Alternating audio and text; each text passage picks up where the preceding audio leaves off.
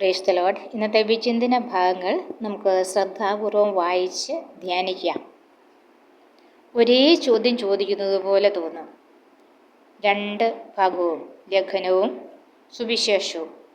നമ്മുടെ ജീവിതത്തിൻ്റെ യഥാർത്ഥ ലാഭം, നേട്ടം എന്താണ് എന്ന്. പണമോ, വാക്കോ, അനുസരണമുള്ള ജീവിതമോ? ഒരു പിതാവിന് 2 മക്കൾ.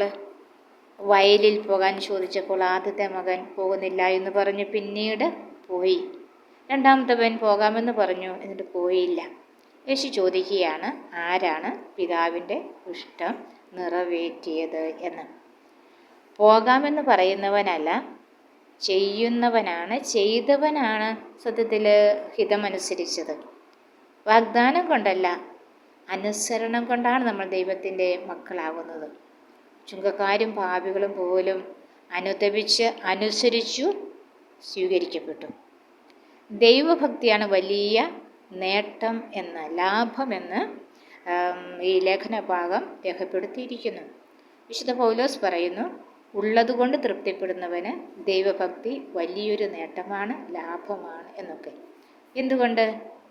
പണത്തെ സ്നേഹിച്ച് പല ദുഃഖങ്ങളിലും കുരുക്കപ്പെടും. ദൈവഭക്തിയും തൃപ്തിയും നമുക്ക് സമാധാനം തരുന്നില്ലേ? വാക്കിൻ്റെ ഉപദേശം മാത്രം പോരാ, ജീവിതം കൊണ്ടത് കാണിക്കണം. അതായത് നമ്മുടെ വാക്കും പ്രവൃത്തിയും ഒരുപോലെയാകണം. ദൈവം നോക്കുന്നത് നമ്മുടെ വാക്കല്ല, അനുസരണമാണ്.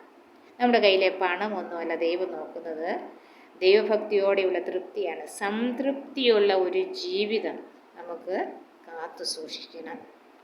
ദൈവം നമ്മളോട് ചോദിക്കുന്നു, ഇന്ന് നമ്മൾ ഏത് മകനാണ് എന്ന്. ആമേൻ.